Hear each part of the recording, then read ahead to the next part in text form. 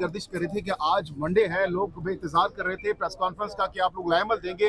लाएमल क्या है एहतजाज के हवाले से? देखिए, लाएमल यही है कि जो एहतजाज था, खान साहब ने ईरान और इसराइल का जो कॉन्फ्लिक्ट था, जिसमें आलमी दहशतगर्द इसराइल ने ईरान पे हमला किया था, उसके तनाजुर में 2 हफ्ते के लिए जो लाएमल दिया था उसको रोक दिया। ठीक है। उसके बाद अयाम मुहर्रम शुरू हो गए। अयाम मुहर्रम के एहतराम में उसको रोका गया।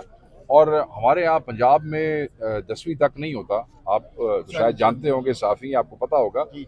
ये कुलों तक जो है, कुलों तक मजालिस चलती है।